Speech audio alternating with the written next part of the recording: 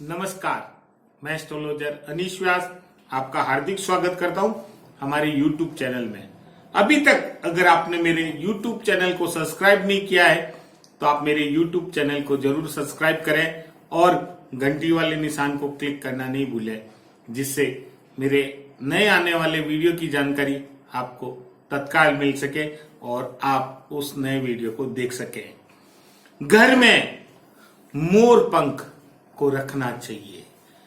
मोर पंख रखने से आपके घर में खुशहाली आएगी और परिवार होगा संपन्न।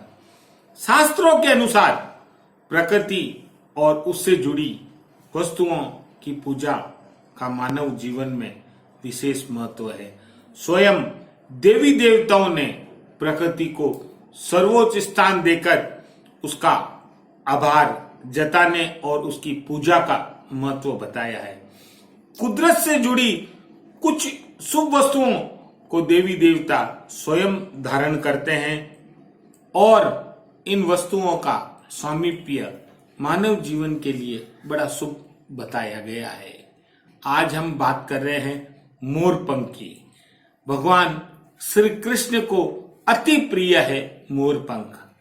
प्रकृति से जुड़ी ऐसी एक ही चीज जो भगवान श्री कृष्ण को प्रिय है और स्वयं इसको धारण करते हैं, यानी कि मोर पंख। मोर पंख को श्री कृष्ण अपने सिर में धारण करते हैं और मोर पंख उनके जीवन का अभिन्न हिस्सा है। लेकिन मोर पंख आप अपनी जिंदगी का हिस्सा बनाकर खुशहाल हो सकते हैं। मोर पंख को घर में रखने मात्र से कई समस्याओं का समाधान हो जाता है।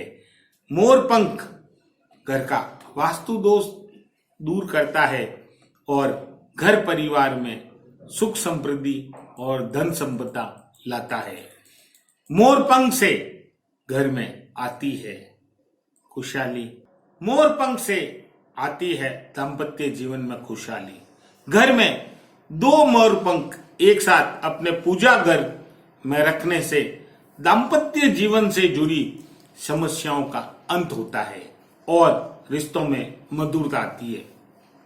यदि प्रकृति के पंच तत्वों को अनुपात घर में सही नहीं हो और नकारात्मक ऊर्जा का घर में प्रवाह हो रहा है तो घर में पूजा स्थल में 5 मोर पंख रखें।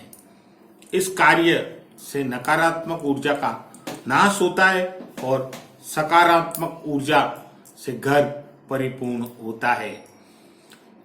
मैं जो आज आपको बता रहा हूं उसे आप नोट जरूर करें। मोर पंख से वास्तु दोष का निवारण होता है। यदि आपके घर का मुख्य द्वार शुभ कोण या दिशा जैसे पूर्व, उत्तर या ईशान दिशा में नहीं है या मुख्य द्वार पर किसी और प्रकार का कोई वास्तु दोष है तो मुख्य द्वार की चौखट के ऊपर उठी हुई या आपने स्थापित कर रखा है अगर गणेश भगवान की प्रतिमा को, तो उसके ऊपर आप 3 मोर पंख लगा दें। मैं फिर आपको बताना चाहूंगा, आपके घर के मुख्य द्वार पर अगर भगवान गणेश की प्रतिमा है और घर में कोई वास्तु दोष है तो आप 3 मोर पंख भगवान गणेश जी के ऊपर लगा दें। इससे आप देखेंगे कि घर में जो भी नकारात्मक ऊर्जा है और वास्तु दोष है इसका प्रभाव काफी कम हो जाएगा।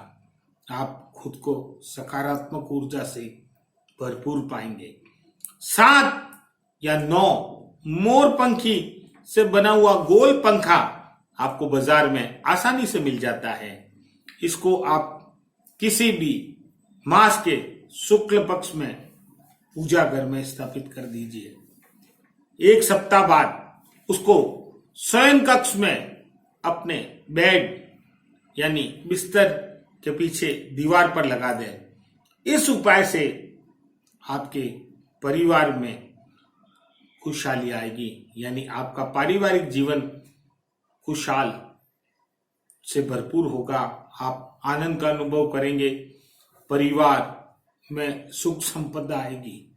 आपको बताना चाहूंगा, बीमारी में मोरपंख सबसे ज्यादा उपयोगी है। मोरपंख बीमारी से निपटने में सबसे उपयोगी मैंने अभी आपको बताया है।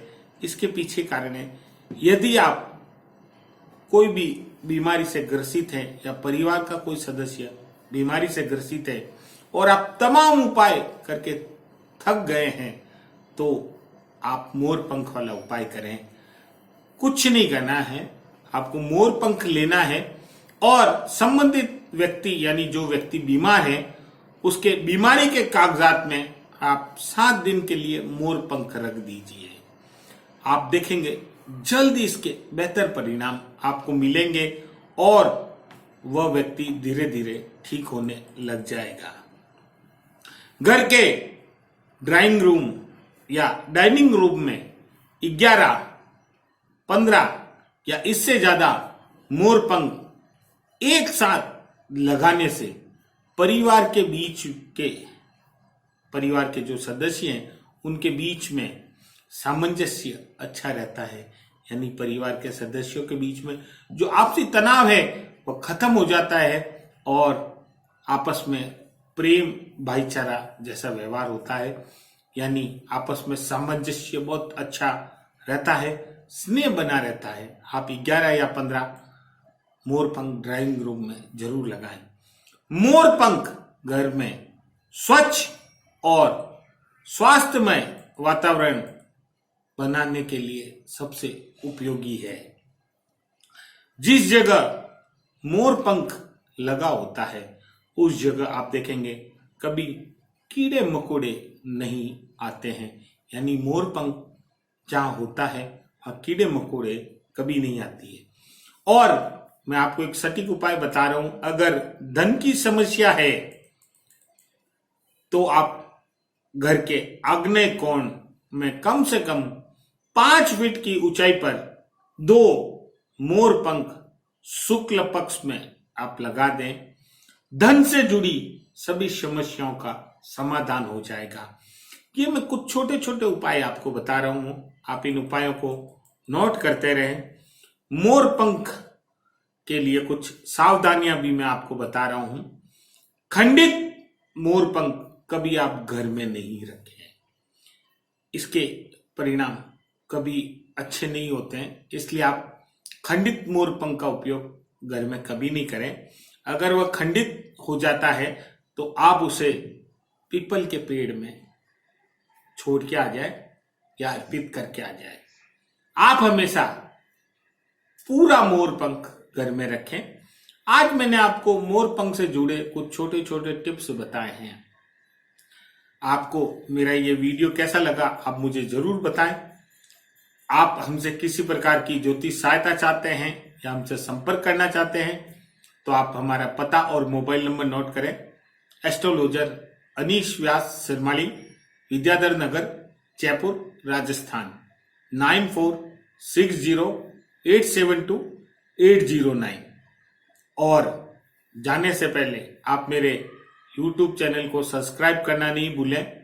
आपके लाइक, कमेंट्स और शेयर हमारे लिए महत्वपूर्ण है।